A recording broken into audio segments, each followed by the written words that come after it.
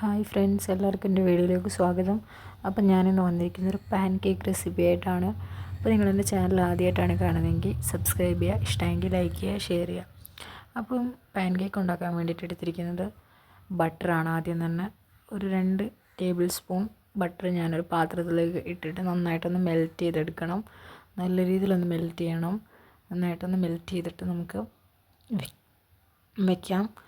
നമ്മൾ pan cake ഉണ്ടാക്കുന്നതിന് ഏകദേശം ഒരു 10-20 മിനിറ്റ് മുന്നേ ആയിട്ടെങ്കിലും ഈ ബട്ടർ ഒന്ന് മെൽറ്റ് ചെയ്ത് വെക്കണം. അപ്പോൾ ഇനി ബട്ടർ മെൽറ്റ് ചെയ്ത അതേ പാത്രത്തിൽ തന്നെ കുറച്ച് പാല്, ഏകദേശം ഒരു ഗ്ലാസ് പാല് ഞാൻ എടുത്തിട്ടുണ്ട്. അപ്പോൾ അത് നന്നായിട്ടൊന്ന് മിക്സ് ചെയ്ത് ചെറുതായിട്ടൊന്ന് ചൂടാക്കി, ഒരുപാട് തിളപ്പിക്കണ്ട, ജസ്റ്റ് ആ ഒരു തണുപ്പ് മാറി വരുന്ന വരെ ഒന്ന് ചൂടാക്കി കൊടുക്കാം. അതിനുശേഷം അതൊന്ന് തണുപ്പിക്കാൻ വേണ്ടിയിട്ടൊന്ന് വയ്ക്കാം. എന്നിട്ട് ഒരു മുട്ട എടുത്തിട്ടുണ്ട്. പാൻ കേക്ക് എടുക്കുന്ന മാവിനനുസരിച്ച് മുട്ട എടുക്കണം. അപ്പോൾ മുട്ട ഒരു പാത്രത്തിലേക്ക് പൊട്ടിച്ച് ഒഴിച്ച് കൊടുക്കാം. ഞാനിപ്പോൾ ഇവിടെ ഒരു മുട്ടയാണ് എടുത്തിരിക്കുന്നത്.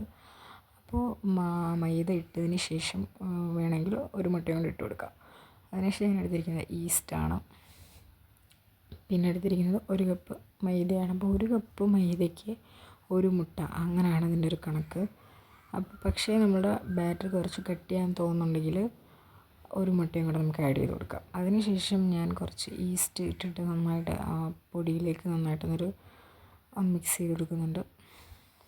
അപ്പോൾ അത് നന്നായിട്ട് തന്നെ ഒന്ന് മിക്സ് ചെയ്യണം. അപ്പം ഈ ഒരു ടൈമിൽ വേണമെങ്കിൽ ഉപ്പും ഇട്ട് കൊടുക്കാം. പക്ഷേ ഞാനിവിടെ ഉപ്പിടുന്നില്ല, കാരണം ഞാനിവിടെ ഓവറായിട്ട് മധുരം ഉപയോഗിക്കുന്നില്ല. അതുകൊണ്ട് തന്നെ മധുരം ബാലൻസ് ചെയ്യാൻ വേണ്ടിയിട്ടാണ് ഉപ്പിടുന്നത്. അപ്പോൾ ഉപ്പിൻ്റെ ആവശ്യം വരുന്നില്ല.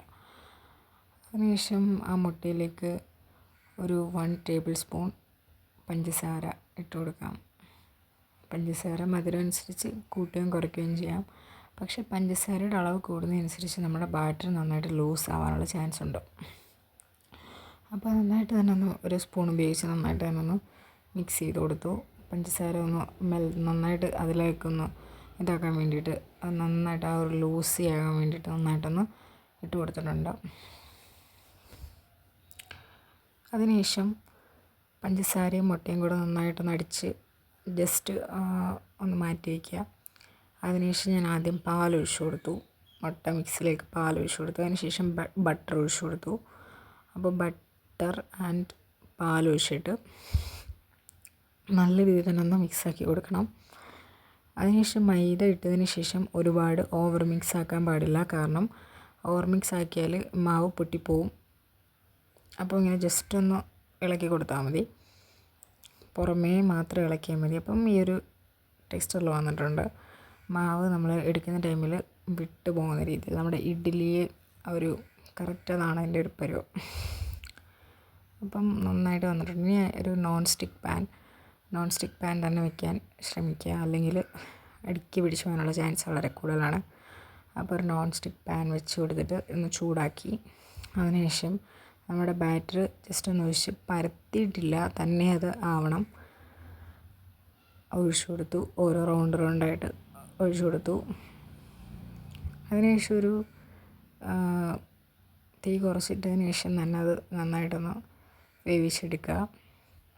അപ്പോൾ അതിൻ്റെ ആ ഒരു സൈഡിൽ ഒട്ടൽ മാറിക്കഴിയുമ്പോൾ അത് തിരിച്ചിടണം. ആ ഒരു മാവൊന്ന് നല്ല രീതിയിലൊന്ന് ആയി വന്നു നമുക്ക് മനസ്സിലാവുന്ന ടൈമിൽ നമുക്ക് പെട്ടെന്ന് തന്നെ തിരിച്ചിടണം.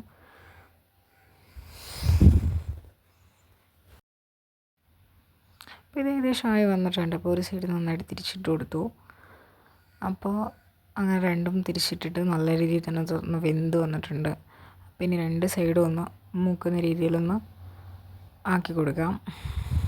അപ്പോൾ ഏകദേശം ആയിട്ടുണ്ട്, നല്ല രീതിയിൽ തന്നെ ആയിട്ടുണ്ട്. അതിനുശേഷം നമുക്ക് ഒന്ന് എടുത്തിട്ട് ഒരു പാത്രത്തിലേക്ക് നമുക്ക് മാറ്റി കൊടുക്കാം. കറക്റ്റ് പറഞ്ഞാൽ ഒരു സൈഡ് കളർ ചേഞ്ച് ആകും. അത് മുട്ട അല്ലെങ്കിൽ എന്താ പറയുക, പഞ്ചസാര ഇതിൻ്റെയൊക്കെ അളവ് കുറയ്ക്കുന്നതനുസരിച്ചാണ് അതിൻ്റെ എന്താ പറയണ്ട ആ ഒരു ടേസ്റ്റ് നിൽക്കുന്നത്. അങ്ങനെ നമുക്ക് ബാക്കിയും അതുപോലെ നന്നായിട്ട് തന്നെ ഒന്ന് ചുട്ടെടുക്കാം.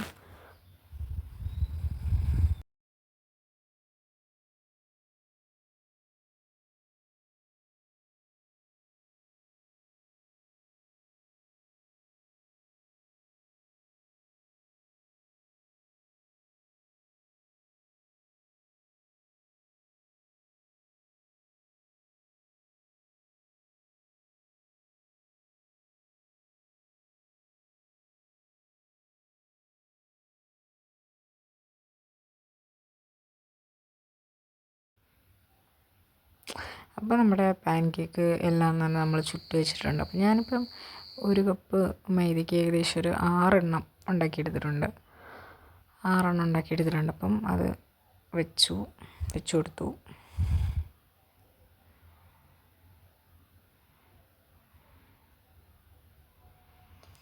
അത് കഴിഞ്ഞിട്ട് ഞാൻ എടുത്തിരിക്കുന്നത് ഹണിയാണ്.